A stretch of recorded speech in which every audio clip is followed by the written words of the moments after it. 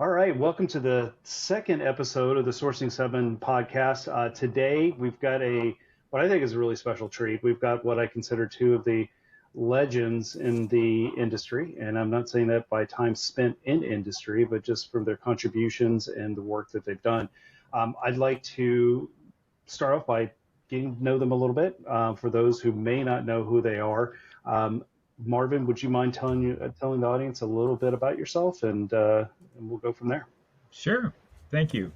Um, I'm Marvin Smith. I work in talent engagement. I lead a team at BECU that is involved in the sourcing, recruitment, marketing, basically anything that would be involved in turning a prospect into a candidate. I've had several different adventures at the enterprise level, including Lockheed Martin, the Bill and Melinda Gates Foundation, Microsoft, and then I spent a good deal of time in the third-party recruiting world. Had my own recruiting firm for a number of years. It's amazing. Not to mention speaker and teacher and giver backer to the community. So just amazing. Dee, mind telling us a little bit about yourself? Sure, and thank you for inviting me here. And it's really, really flabbergasted because the other person who was speaking, Marvin, is actually one of my mentors when I moved here from Chicago. So I've been in healthcare sourcing and recruiting for about 6 years, but I've been in sourcing and recruiting for over 30 years. We can talk later about how I started my gig in this area. But I currently am the principal physician sourcing strategist for Optum for the Pacific Northwest. And I'm looking out, identifying, pleading, begging to get physicians to come join our organization and working heavily with the partnership with the recruiters and our leadership because, as you guys all know, we are growing and we're changing right now. And then I've been high tech most of the time before that, so I had my own company. Such a critical area in terms of healthcare these days. And people may know my co-host, Adam, but let's take a moment to get to know him a little bit and call out his awesomely just beautiful beanie. Like, I think that's Carhartt. And he is totally embracing the Pacific Northwest vibe today with the beard and the beanie. So I just give a little bit of a round of applause. So tell us a little bit about yourself, and then we'll go from there. If we go full-blown Pacific Northwest, then I don't want to joke with the old Seattle Seahawks meme of "I'm just here so I won't get fined." If anyone remembers Marshawn Lynch from like many years ago. But yeah, my name is Adam Kovacs. I'm the co-host together with Todd of this podcast, and also I think we can say we are the co-hosts of the Sourcing 7 in general as well, together with an amazing group of volunteers. Outside of that, I'm in the talent acquisition space, mostly on the research, workforce research and talent intelligence side, running a small boutique agency after spending, well, if we count it in dog years, it's a lot, but around 6 years and different pockets of Amazon that, well, did feel like dog years. But we are here to talk about our amazing guests. And before we go into any details, I also want to highlight that both Dee and Marvin are core members of the Sourcing 7. So outside of going down just the memory lane over here, I think if we look at the room, we have almost or not even almost, more than a century worth of experience in the room. So I'm sure there will be some funny memories that we can recall. But outside of that, I just want to highlight that whoever is watching this, you're looking at parts of the Sourcing 7 team. Marvin is a board director of the Sourcing 7, and Dee is an advisor of the Sourcing 7 board as well. So this is also a good opportunity to introduce the team and the amazing people working in the background on bringing Sourcing 7 back to the community. Yeah, that's awesome. When you're talking about dog years, I was going to say, were they rough? Sorry. Okay, we're just going to keep. It's gonna go. And then I was saying, talking about how much experience everybody has here. So we're gonna recall some great memories. I'm like, I just hope to recall memories at points. Like it's like, like what I had for lunch. For those who don't know me, I'm Todd Davis. I'm a researcher at ServiceNow, doing sourcing intelligence and talent intelligence for the executive recruiting team globally at ServiceNow.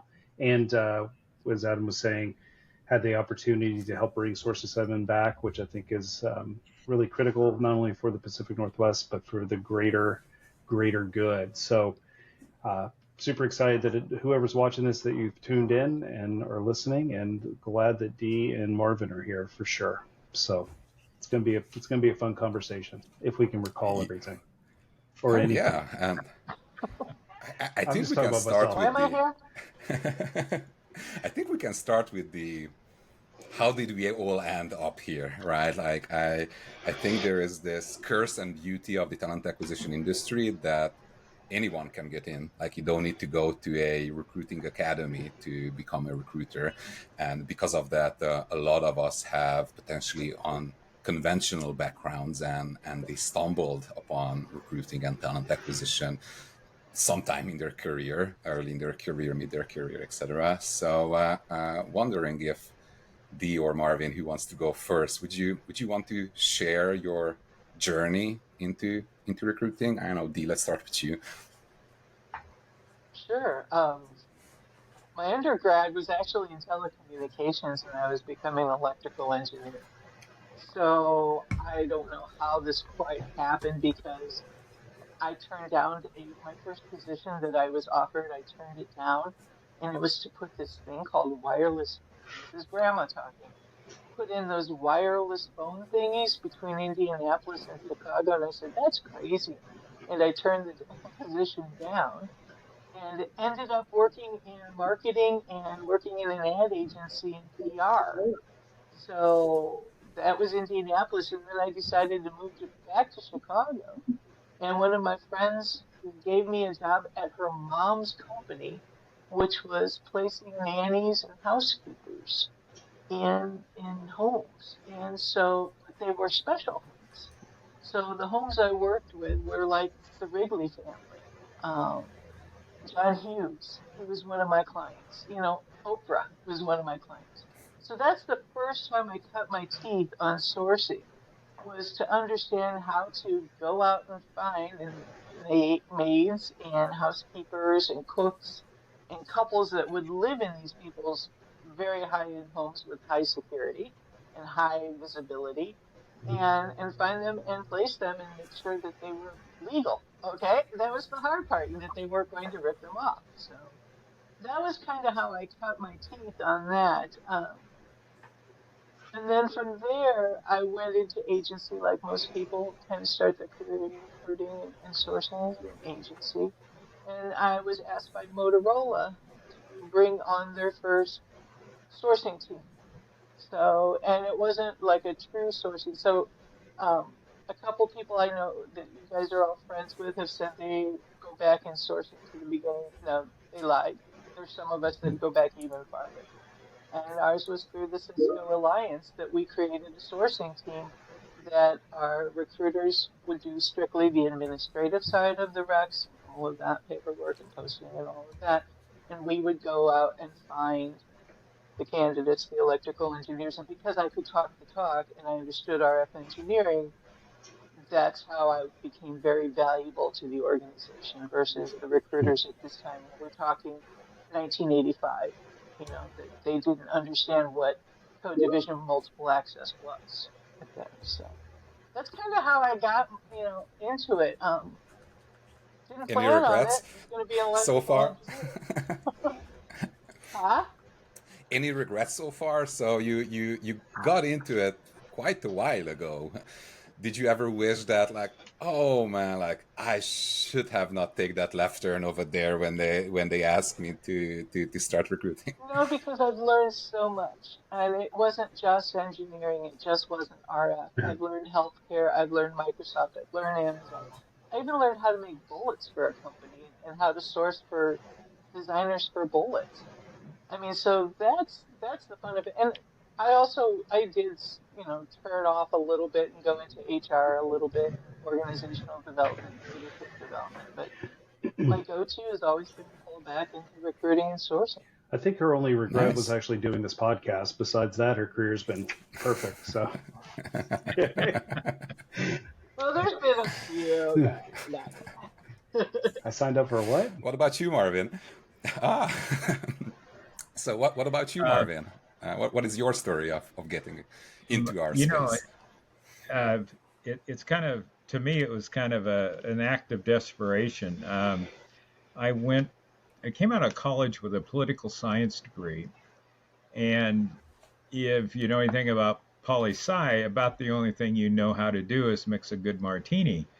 And so it was, it didn't look too hopeful for me. So I came from a small town and I didn't know what an employment agency was. So I went to one looking for a job, and they ended up hiring me. And so that's how I launched my career, sort of that accidental tourist on this. And anyway, that's how I got started. And Dee mentioned the first time she heard about sourcing, wondering what is your first experience with sourcing? Did it start straight at the beginning, or it was something that No, came up as a new no, thing later on? it was actually. I mean, I'd heard the word sourcing, but to really put it in context, I was it was at Microsoft in the early 2000s, and I was surrounded by people like Cindy Davis and Shalley and Glenn Gottmacher and all kinds of people that you all know as household names today. But there was quite a team that was probably a little bit ahead of its time. And then sourcing really came into its own with SourceCon, the event. And I was fortunate enough to go to the first one and went to a number of them. So that's when we sort of became something. We were sort of the weird kids, and nobody knew quite what to do with us. And then we became a profession, and we were fortunate in our profession is that we were the first, I think, group functional area that got to work with social media, social recruiting. We were some of the first to get to work with HR tech and automation and figuring out how to break things and try things. And in my career, I got an opportunity to build communities of talent and work at ways of engaging people. So it's been quite a journey. It's an amazing journey for sure. And it's kind of interesting when you were both talking. I was sitting here thinking about it, and I'm totally here's the part where we go squirrel. But when you're thinking about, defining what sourcing is, like the people are kind of, just automatically assuming in their mind what it is because we know what it is today. But Marvin, when you were talking a little bit about like, doing some of these activities, maybe there wasn't a brand called sourcing back then. It was just finding people, right? And it wasn't until later Yeah. that, or D, that label was put on it, right? Or someone else who's famous in the industry said that they founded sourcing in the late 90s or something. But I think honestly, people were doing it a lot sooner. Is that accurate to say? Yes, very much so. There were When whole you teams at Motorola that's what they were doing. Were going out doing intelligence research gathering too, you know, and understanding where digital was coming from, and that was key versus just looking at a resume and just presenting them to the hiring manager. We were like, I was not infiltrating, but going into the army, and that's where all the digital work was being done at that time in the 80s. It's incredible. we throw Yeah. we throw around this word sourcing right away a lot, and I think one of the challenges that we face as an industry, as in a domain, is that we don't agree on stuff. We agree on a lot of things, but there are a lot of things that we cannot get on the same page. And I think what is sourcing is sort of a similar question, and how many people you ask, that many different answers will you get. So wondering, in your opinion, when you say sourcing in your mind, like what does that mean? Like what on a day-to-day activity-wise, pushing the buttons, like what is sourcing in your opinion? Is it just the searching aspect, or is it like more than that? Who wants to take that? Dee or Marvin? Uh, sure. I I tend to look at it today as talent engagement, and so in that talent engagement, I would have talent intelligence. So the kinds of things that Todd does, the kinds of things that you built at Amazon, those are the kinds of things that we get involved in. But it's not just looking at the workforce plan and where the people are. It's looking at the psychographics of the target audience and what makes them tick, and how can we message them in a way that will make them pay attention to it. Um, I think that recruitment marketing falls under that. So typically that's looking at ways that you can generate the inbound, the advertising, those kind of things, and to use all the different magical algorithms that are out there and maximize that. That it also includes social recruiting and what you can do in that. It certainly involves looking at a target talent audience and where they work, and reaching out to them with direct kinds of communication, whether it be email or text or phone calls for some of us that still realize what a phone might have been made for, and and creating a relationship. It really comes down to, um, you know, so much has been spent on one and done kinds of relationship and transactions, and a lot of the tech is designed to do that. But the teams I've been on have always looked at things from a standpoint. We want to build a relationship with these folks. Talent is kind of finite in terms of the supply, and we really have realized that in the last 2 or 3 years in certain areas. And so it's being able to leverage what Dee talked about working at an agency. I began in the same kind of environment, and we had networks of people that had certain kinds of professions and certain kinds of affinity. And that hasn't changed over the years. I'm sure we'll get more into what's changed and what hasn't. But that relationship with people, building that trust, building that network, um, being, kind of the go-to people for them, that really still exists today. It's just faster with automation, right? So 100%. The anything to add to that? You mentioned that you were looking for nannies, etc. And I assume that back in time that was really heavily targeted on the who do you know and who those people know as well, like your core Exactly. network. Like was Correct. when you started out, your network equaled or kind of like imposed a limit to your sourcing capabilities, or were you able to source differently outside of your network before all the automation and I internet sourced and all that very came around? differently than my group. So ours was more based on certain cultures that would come into these roles. Okay. And I went a little counterculture to those typical people that were in these roles and reached out to a different generation that college grads, because this is right after, and you have to look at what's going on in history and what's going around in the news around you at that time. So this was right during the Iran hostage era. This was around when unemployment was ridiculously high. And so I was reaching out to fresh grads that couldn't find jobs, that couldn't even find fast food jobs, that were looking to stay in homes, things like that, and created those type of situations. It was fascinating.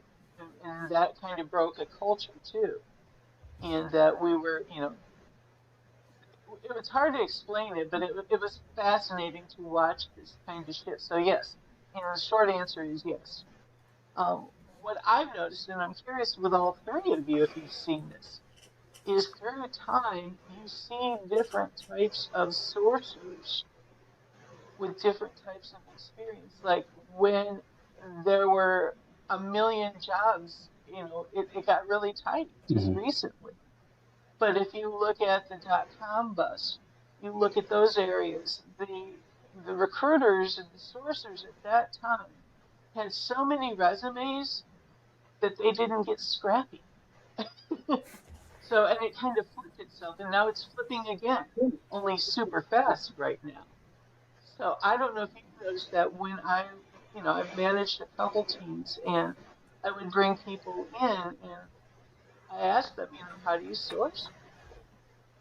And sometimes it would just be, oh, I just get the resumes and look through them and throw them out. And it goes back to what Marvin said about what's your relation to that person? How do you keep in touch with them, 3 years from now? And I think that's in some of those areas we miss that. And that's the only thing I would add on to it. You're spot on, Marvin. As usual. Well said. Well said. Well, absolutely well said. What changed? You all mentioned that, like, dot-com bubble, different environment, different times in history. If you look back, I don't know, 15, 20, or maybe just 5 years ago, was the thing that if yourself at that point in time, if you would hear that, you would just laugh out loud and say, like, this is hilarious or horrendous. Like, did you experience any changes like that?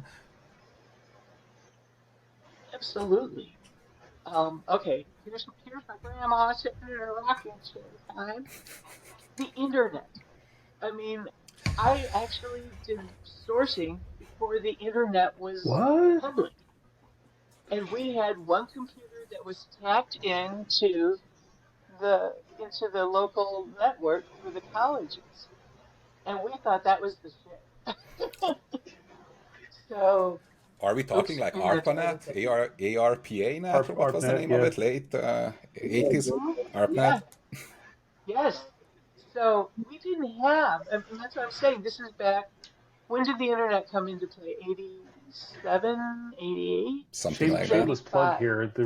The book I've been Yeah, something writing, like I that. have a whole 2 chapters on the history of the internet, and then what is the internet, and breaking it down, because people have forgotten how it started, where it started, that it was college campuses that were communicating and testing, sending packets. Oh, what's a packet? Is that a thing you get from Amazon? No, it's like it's people have forgotten about that. Like, and then the advent of that, and then the actual use. Like, it started in the '60s, and it didn't really start to be the internet. And we could talk and really date ourselves when we got the AOL discs.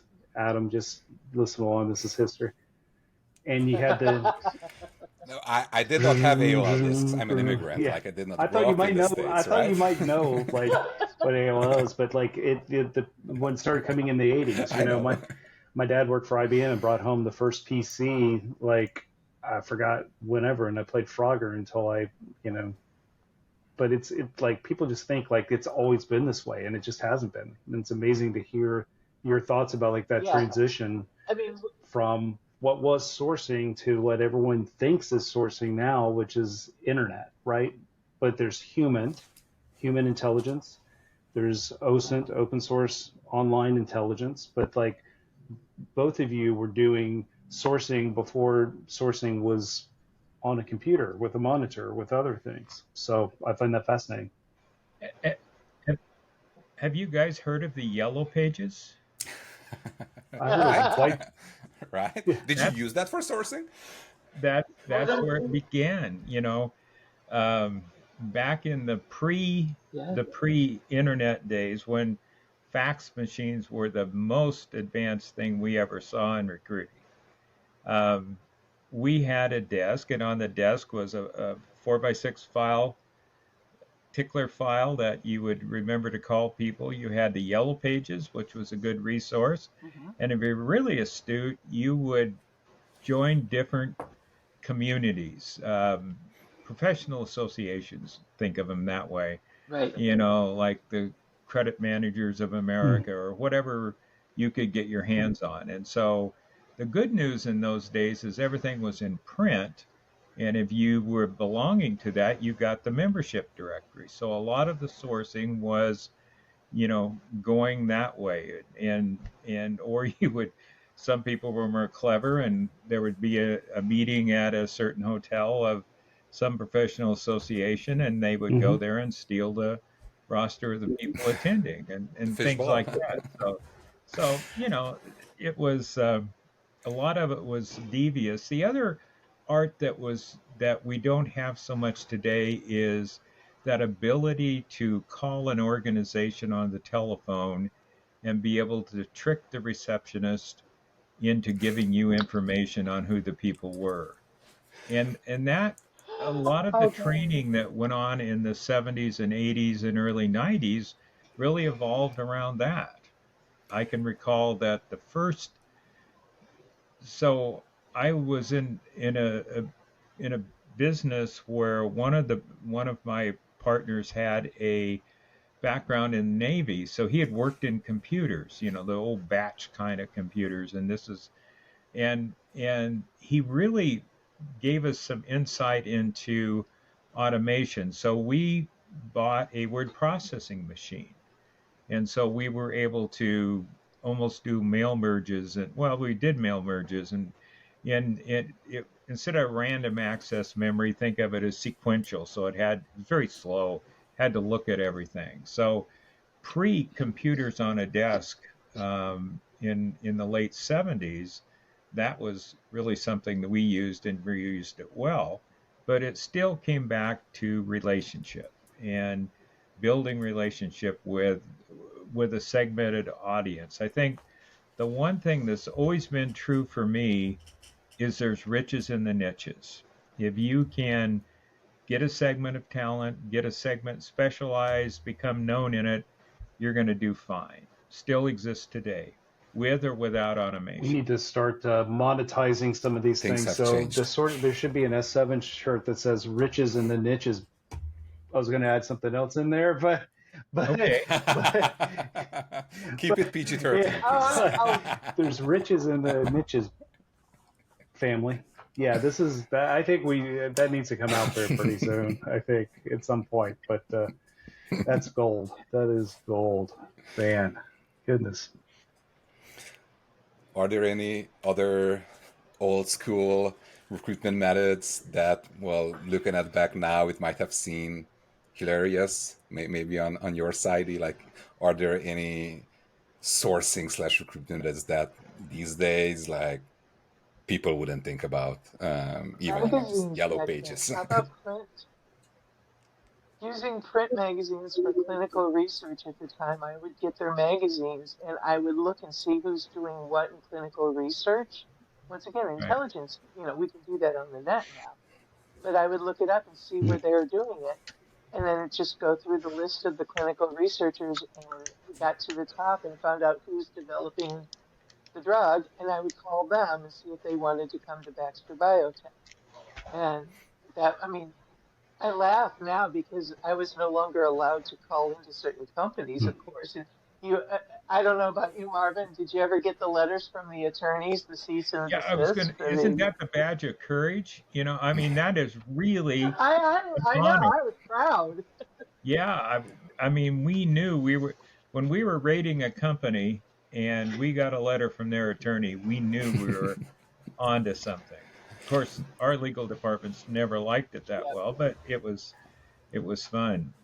I think the one thing that has been true for me through the last 50 years or so that I've been doing this is really the foundational elements of what it takes to be successful. The metrics that we talk about today, it's the behaviors. And I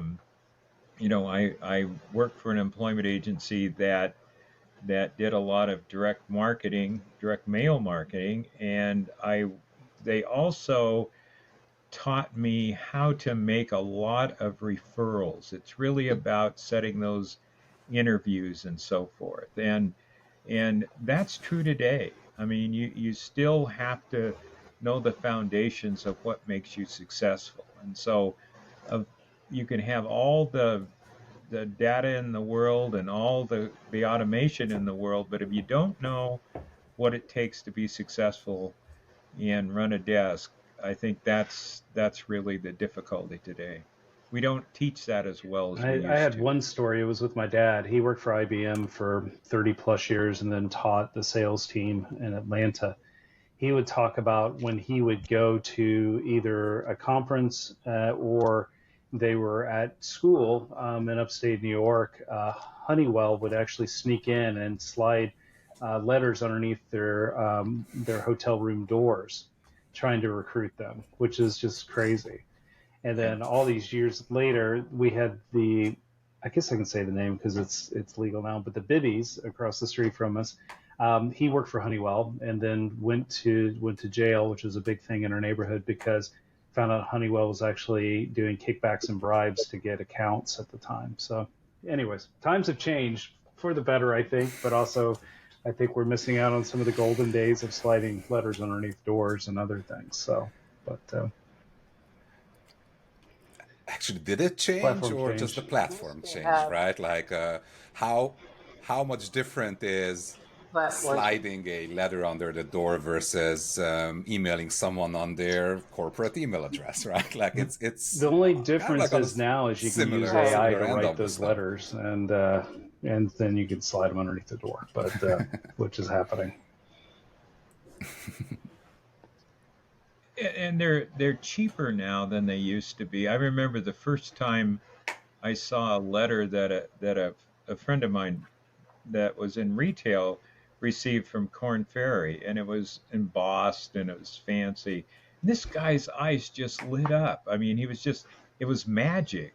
Suddenly somebody wanted me. It was just an indirect recruiting approach, but there was Mhm. something about holding it and getting it that was more powerful than the email campaigns we run today. So um, maybe we'll go back to that. Maybe we'll go back to um, sending things through direct mail to be counterintuitive to the rest of the market But will to people get the listen though, edge back. Marvin? Will people actually like, I oh, we saw got a piece of mail? Will they actually open it? Like, because you can send cards online and like you can do well, those sorts of things. I think it's a great idea. I'm just wondering, are people going to be like, I don't know who this person is?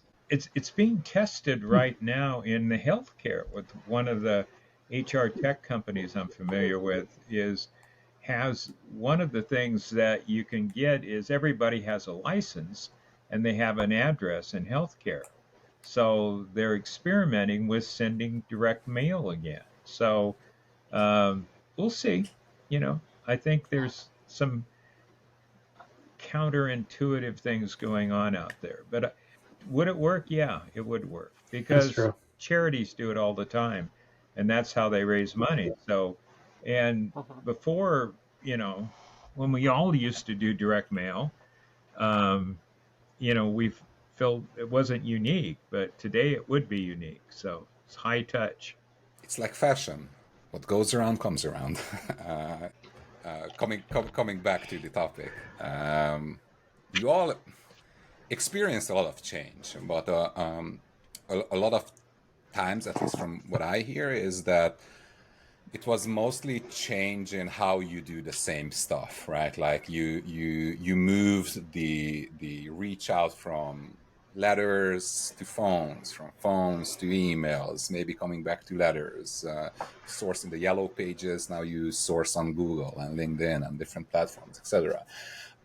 Was any of these or anything else that you could recall something that you would label as the biggest change and it was tough to adapt to? Like, is there anything like that in your career that kind of like forced you to Yeah. rethink your approach and maybe even like pivot to doing it completely differently? For me, I think the biggest change that I saw in the last 15 years has been the change in the person, how people want to be um, approached in terms of the target audience. And the internet, I think, brought in this curiosity, and we had all this information that was available, and people were receptive to connecting and so forth. And I used to be able to, and I is to run emails that would say, I need your help, and people would help. Today, it's kind of moved to where they're thinking about themselves and what's in it for me. And so to me, that's been the biggest surprise is we don't help each other as much. We don't refer as many people as we once did. So as I think we had to pivot as recruiters and talent sourcers to adopt that, and everything needs to be put into the context. The hardest lesson for a corporate in the enterprise that I've worked in is to getting the execs in the enterprise to understand that. They still are back, touting whatever great benefit the program they have or something, rather than putting it in the context of the target talent audience that we're trying to get a hold of. And so I think that's been enlightening and frustrating at the same time. Dee, how was your experience with To build off of big that, changes? yeah, monetization of everything. So when you want to attract, you sometimes have to put in, and it depends on the market and what you're targeting, but like for physicians, it's not the empathy, the health, the care, and the love, all of that. That's part of it. But now they want to know what's that sign-on bonus. That's key, and you have to put that right up front, or otherwise, because they're getting calls from 20 different recruiters. They're getting emailed. Like we put a fake email up at another company just to see what would happen, and that email account pulled in 150 different positions from recruiters reaching out to them in less than a week. So it's like you have like how we used to say you read the resume in 3 seconds or 5 seconds. You're lucky if your email or your phone call, because it's going to go to voicemail. You're lucky if it even gets listened to or read. So how do you make that message in 2 seconds or less stand out?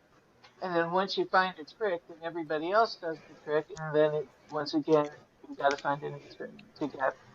It's just a never-ending stop. It's just like Moneyball, isn't it? I mean, that's where baseball got the edge, right? And the Oakland A's figured it out, or the Las Vegas A's, or whatever they're going to be, figured it out, and then within 2 years, everybody else had copied it.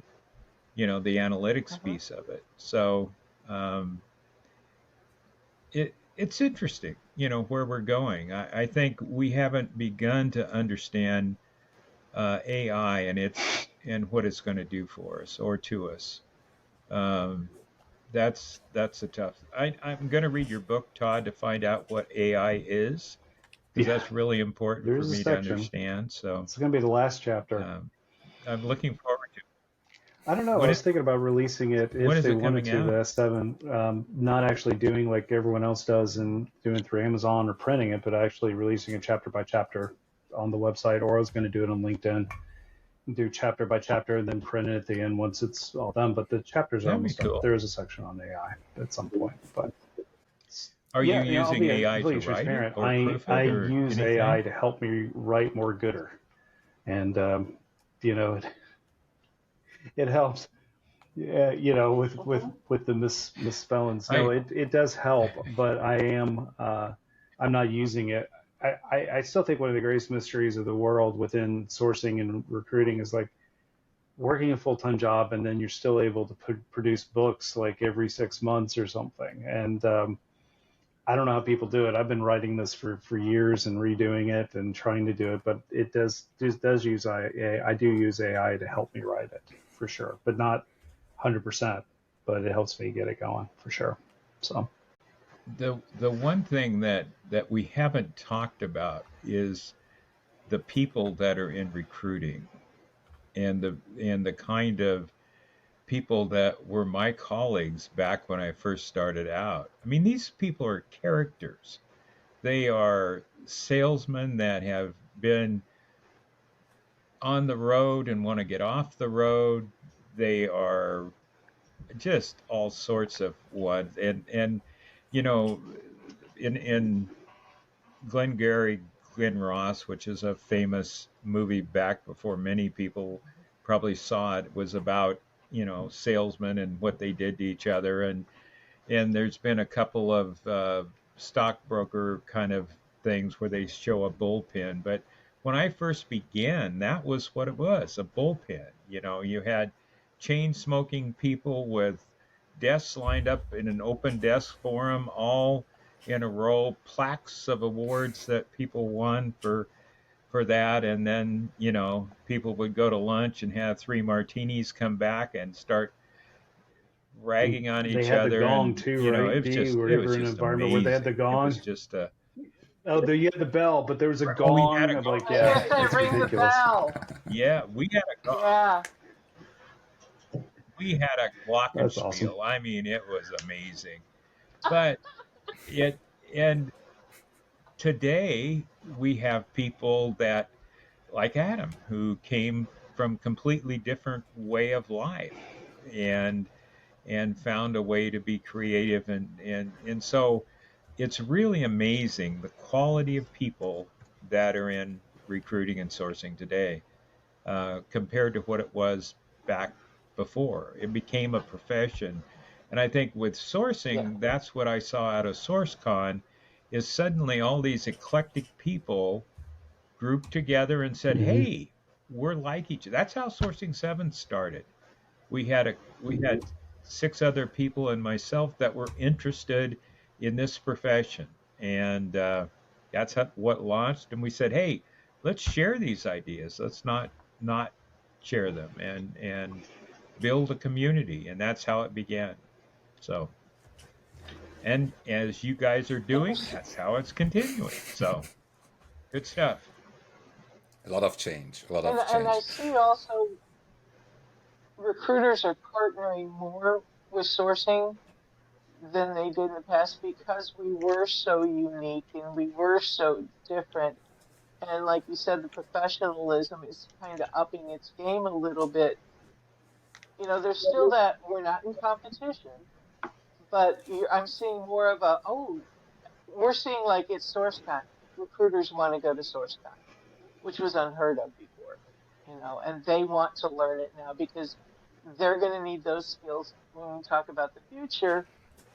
They're going to need to know those skills Amen. too as talent The advisors or line that got whatever me you in want to call trouble, them at that there's been a lot during a webinar or speaking engagement, but the one that got me in trouble is I actually said, and someone said that I had, that I was not humble or something like that with the feedback, but I really believe it, is that I always believe that sourcers can be recruiters, but recruiters can't be sourcers. You can't retrain the brain that is Yes, already in amen. sourcing, but we as sourcers can learn the process of Uh-huh. recruiting, closing deals, putting together offers. Those are processes and methodologies that our brain innately works. And Adam's going to totally chew me up on this one. I know, I'll challenge you on that. And because here, Adam, you're right. There's so I many know I have blunt great opinions. Here is recruiters my out there take on that that. are sourcers. I've seen it. It's amazing. And I would even, so my take on this is that these functions, or whatever label do we want to put on the stuff that recruiters, sourcers, closers, client leads, every organization names it differently. But in order to be good in that job, you need to have different skills depending where you are in the workflow, right? Like, are you in the beginning identifying talent versus are you at the end closing talent and talking offers and all that?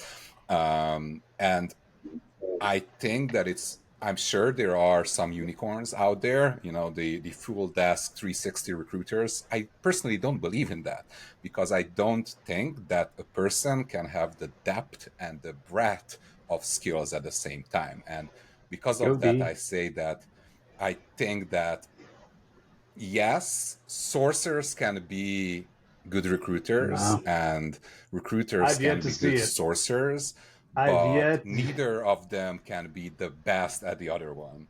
That's just my Go take, D. right? Like a good sourcer Oh, cannot be a good okay. recruiter, the I best gotta. recruiter. There are there are people that are good sourcers and recruiters. Here's the problem. It's at a higher level.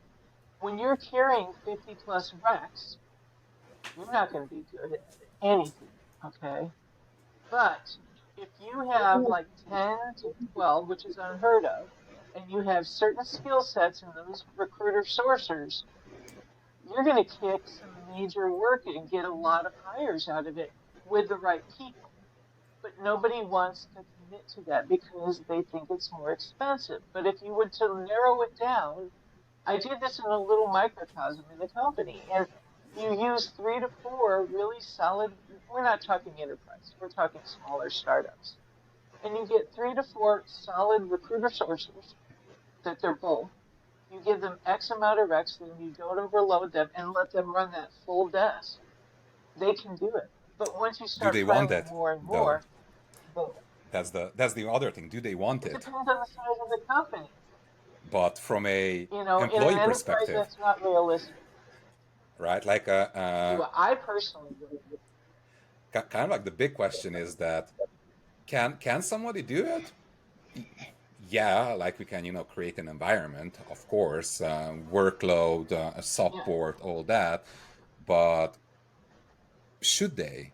And like, for example, I consider myself a researcher slash sourcer. Like, I like finding people, but despite that I'm Uh-huh. here in a podcast talking, I really dislike, picking up the phone and talking to people and doing offer Same. negotiation and all that, right? So the question is still there, like, can you be good at both ends? Yes, maybe to some extent, but is that a way to put the person in the best possible Yeah. position for them to flourish and Well, deliver?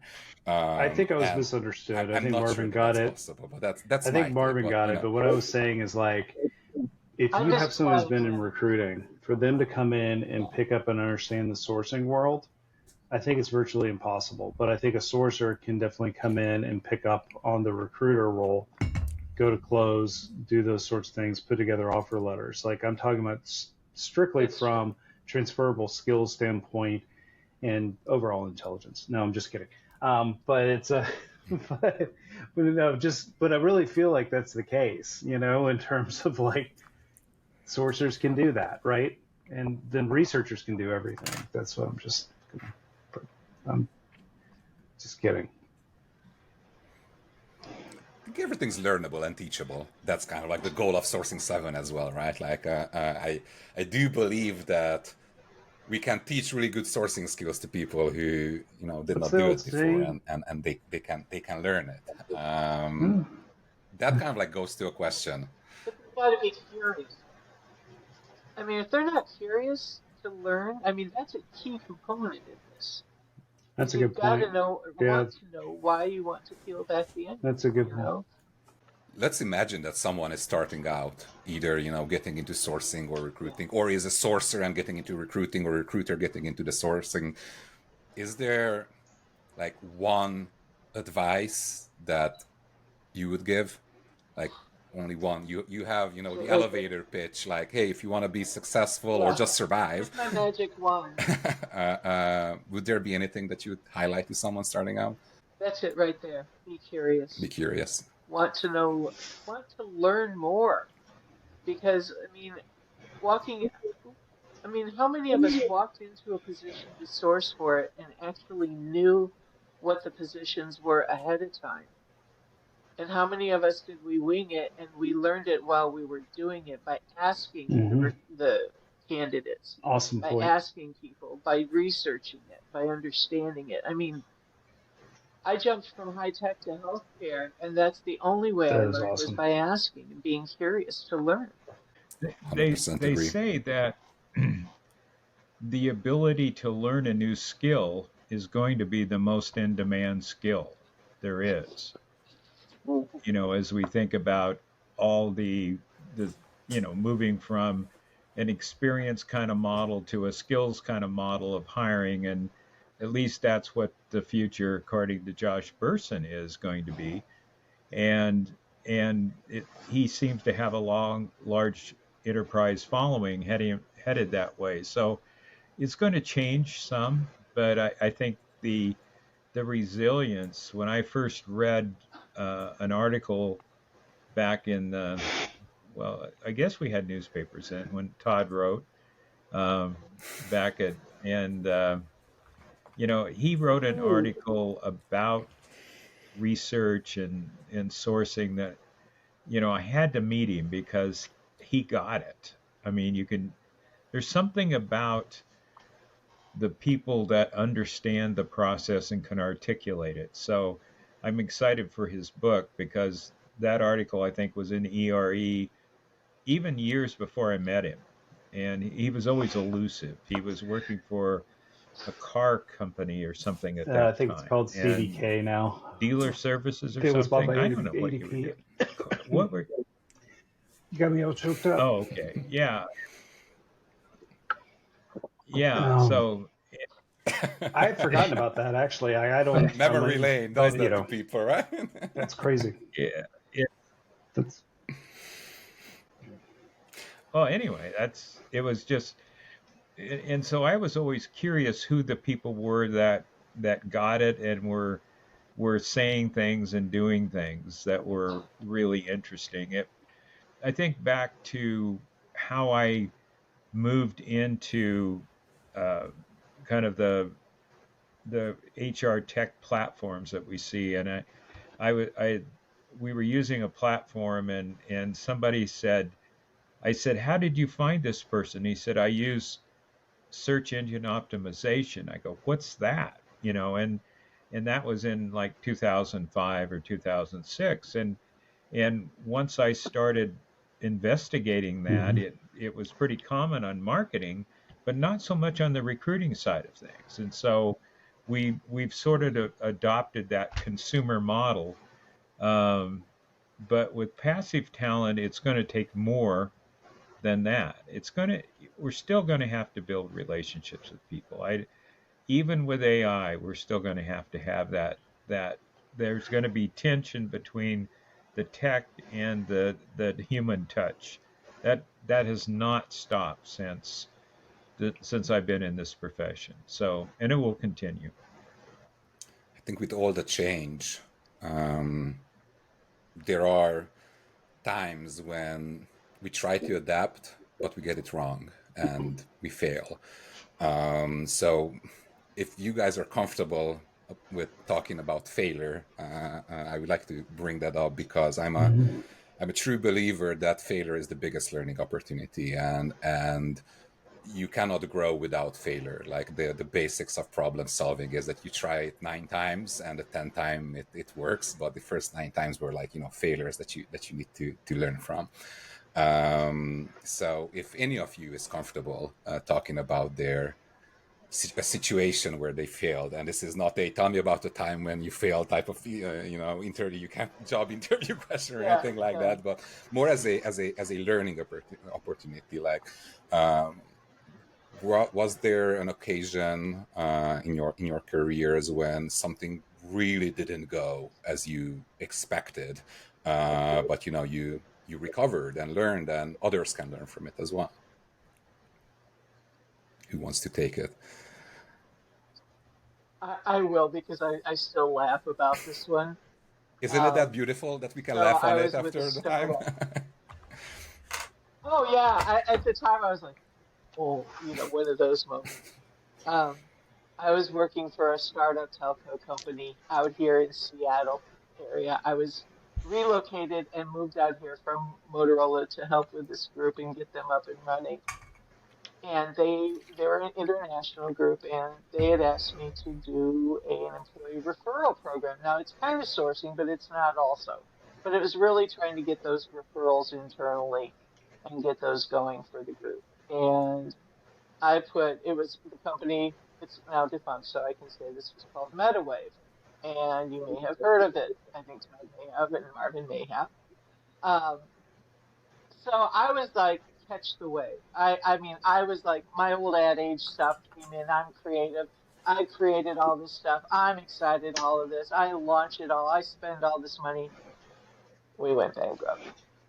It was like, oh, never once did I ask, you know, about launching this employee referral program. I just, ready, set, done, one of those type of things. And that was a really hard lesson Oh, because the day they launched it is the day they mm, laid off half the company. And then they shut down a month later. So I know I mean, it's an extreme, and I laugh now. But I mean, I was devastated because my ego got the better of me, to be honest. I mean, that was what it was. I was so excited about doing this that I yeah. forgot to ask if we were in the ability to do it. So that was a failure. So now I learn any project I take on, is what is the risk, right? What's the risk involved? What could Well, yeah, possibly I've go got to wrong? exactly. I have one employee referral story that was a disaster, and one other story. I'll make it quick. So we put a team together, and so it's not all me. It was several other people, but the lesson I think is really important. So um, we spent $50,000 on an employee referral program. Hired a big name ad agency. We had cardboard cutouts of humans, human sized cardboard cutouts in elevators, in lunchrooms, and all these different things. And before we launched it, there were all these, the ad agency was running employee focus groups. And so we were listening to it and we were doing the readouts. And one of the things that they talked about was the feedback was we weren't very good at following up with people they referred. And so this was aimed primarily at the tech marketplace. And so we spent all that money, ran the thing for about 6 to 8 weeks, and got nothing. Dropped $50,000. So the lesson I took away from that is if you have a focus group, listen to them and, spend some money at developing that relationship on an employee referral program so you give feedback and have a platform. Just, you know, they don't need you, you need them, and pay attention. I think on my own personal endeavors where I learned a lot was I had the conviction that early in 2005, 2006, 7, somewhere in there, we could uh, create talent communities and have them operate automatically. We could feed them content, and the people would just naturally talk to each other because they're in the same profession. So if you use the content to spark a conversation, you can make it work. And so I started on LinkedIn, and then I went to Facebook because Facebook was pretty new at that time, and I created 17 different communities on Facebook. One day Facebook changed, they just canceled me. I had 17 communities that wiped out on Facebook just at a whim. No reason, hadn't done anything wrong. And what I learned from that is you really want a stable platform that you can control if you're going to create those social media kinds of things. I mean, how many times in the years that we've been on LinkedIn have they changed? What used to work doesn't work anymore, and so you're better off paying a little bit more and getting a community that's a platform that's built for community and for conversation. That's really one of the things, and I know recently we had such a company demo that, and that, you know, my advice to folks, if they're going to build those kind of things, don't do it Good in the advice. public forum where you have no control over the outcome. Good advice, and Really good. thank you for sharing. It's quote unquote funny that sometimes we say, just going back to, I think, your example that you just went on and did it, and sometimes we say that rather ask for forgiveness than permission. But if you don't put the risk on a weight and weigh them off, and on a scale and weigh them off, like, some things can actually go wrong That's true. if you don't really Yeah. think through it. Yeah. But And sometimes you have no idea what's going to happen. I mean, you know, later on, I was able to use platforms that were made for that, made for community and for conversation. It worked fine. So I learned what worked, and so I'm always thankful for that. thank you. We talked a lot about past, talked a lot about changes, challenges that are coming due to those changing waves in our industry and our careers. And we arrived a little bit to the present, but I wanna close up this second episode of the podcast with talking a little bit about the future. The what could possibly go wrong type of future is also a question, right? Like, what sort of dystopian world can we live in if something goes in a bad direction within talent acquisition? Is there anything that you guys fear, that, like, we are going into a really bad direction and it can end really, really badly if we're doing it like this, specifically in our industry? Is there anything that, the Black Mirror future, dystopian future of talent acquisition, recruiting, or even wider, like people operations? Is there anything that you guys fear that it will become reality? The lack of relationship. But to Marvin, I mean, he said it so many times, relations. And if it becomes so automated that the people part of that falls out, it doesn't just affect recruiting and sourcing. It's part of the culture where, the pandemics, isolated us. The internet and social media is isolating us. And if we take AI and let that also Yeah. isolate us, what are we as a race? I mean, globally, humanity, all of those things put together. I know I'm kind of warm and fuzzy on this one, but I think we need to embrace that relationship. And if we go dystopian, that's the first thing that's going to go. Marvin, what about you? It's so difficult to predict what's going to happen, and I think AI is the topic du jour right now. I think there's always going to be that tension, like I talked about, between human touch and automation. But I think we don't know the power of AI. I watched Recruiting Brain Food last Friday, and they had people from all over the world that were working with AI in recruiting, and it was fascinating how far I am behind on what people are doing. One person was describing how they had AI interview them to see what AI thought about sourcing or recruiting or these kinds of things. And I don't think we've really even touched on looking at what the power is going to be of that. Um, I remember working for an HR tech company where the CTO said sourcing is going to be completely automated, and I'm going, how? I mean, we're basing, products right now are based on LinkedIn public profiles of information where people can make up the skills if they want to. So the integrity of the data isn't necessarily there.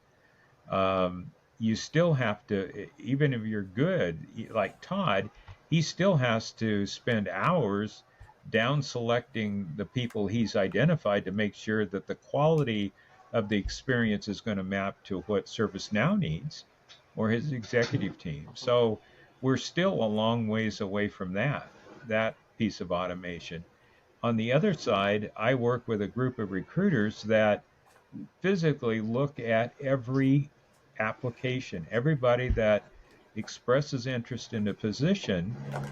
And I mean, how long does it take? You can't do a 10-second look. It takes 2 or 3 minutes to look at a resume and evaluate it. And so we need automation, right? But at the same time, we have to, Yep.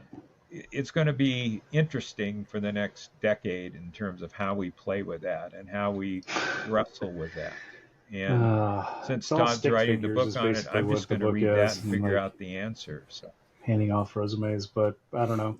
For me, what I'm really concerned about, and I think it's a human aspect, is the biggest threat, especially to organizations because it creates potential bias and other things. I've seen it at other places, I'll say that, but the back channel references that take place, and you don't know what bias is involved with that, and we don't. I think it's always good to get reference points, but I also know that as humans we can dehumanize other individuals that we may not agree with, or there may be a lot of different things, and we tend to miss out on good people or diverse candidates or other things because of that. So I get really concerned about that. But then, of course, Marvin, when we're talking about, like, when Adam was mentioning Black Mirror, my brain went ooh squirrel. I'm like, what other TV shows could be referenced for sourcing and recruiting? So I thought, first of all, Naked and Afraid just kind of goes into that. Then I was thinking 90 Day Fiance, because there's always that 90-day probationary period. no Well, because I wanted to keep it kind of modern, Marvin. That's what I was trying. Because I was going to say X Love Files. Island as well, Where is this because at? we're trying to make that love connection. Everyone's so freaking desperate. Like, we got to find the candidate. Geez. I'll stop now. Okay, sorry. I just totally ruined that. This is Adam's like, well, at least I can edit this part out, so this is going to be good. But so. But to take it slightly one level more serious, I think that's one of the biggest challenges and issues, is that we don't know what we don't know, and I think that is kind of like the slap that will slap a lot of people in recruiting in the future, is that a lot of times, or not even a lot of times, I would say the vast majority of the time, in our industry and in several other industries as well, people are just not aware of the speed and velocity of the change wave that is coming, right? Like, Marvin, you said, like, oh, it might take 5-10 years until AI becomes really predominant and takes over. I think it will be less than 18 months. Oh, absolutely. It's. I mean, I ran I ran a test when I first used chat, and I asked the question. I was consulting with a HR tech firm, and I asked the question, "Who are the owners? Who are the founders?" And they got it wrong. 3 days later, I asked the same question, and they got it right. And the difference between ChatGPT 4 or whatever, I haven't tried Bard yet, but the Microsoft products are going. I mean, it's amazing. They even give you footnotes on stuff, and now they're into art. So I lots of ethical questions to go with Lots it. of ethical questions, and not just necessarily ethical questions, but also understanding of the technology of how it's working. It's not search. It's not a at least right now, it's not a knowledge retrieval system. It's an answering machine that generates an answer, not the answer, an answer, which is sometimes correct, sometimes it isn't. But at the same time, I think we have very high expectations towards it, right? Like we say, like, oh, AI is not good enough or whatever. Well, either the sad or the happy reality is that in a lot of benchmarks, AI is already better than humans. Us humans are not too good at it either, right? But there are some, basic stuff that AI can do it better than we can, and I think that wave of change will impact a lot of things and a lot of areas. And this kind of like brings, I think, to the last question: change is coming, like it or not. Change is coming. You got to ride the wave. Any advice or even like question to you, like what are you actually doing to keep up with that change, how to stay up to date, how to not be left behind, what are you doing to ensure that human resources stays relevant and the actual humans stay relevant as well? What could people actually do? Any advice from anyone? Read, Read. just read, keep up on your market, understand your market, know what's changing, what's happening. In healthcare, one of the things I was surprised is a lot of my group, oops, my monitor just died and the light just disappeared there. They didn't understand like all the different marketing tools that are out there, just knowing, what our competitors are doing. And so if you're in healthcare, you better be reading Modern Health or Becker's. Those are the two big things and they're simple. It takes 5 minutes. Boom, boom, boom. That's stay agile. Marvin, Todd, anything from your end? I I think there's going to be some core things that I've done the same thing every day for 53 years. I mean, I've done the same process and so forth. I just do it differently today. I mean, the core values of the metrics that it's going to take to be successful, the desire to build a relationship and leveraging the platforms that are there. I had so many friends that once the internet came in colleagues I used to work for didn't understand it, didn't accept it, thought they could do it the old way, and it doesn't work that way. You have to figure out how you can integrate that, partner with it. I mean, AI is going to be a partnership that you're going to leverage in some fashion.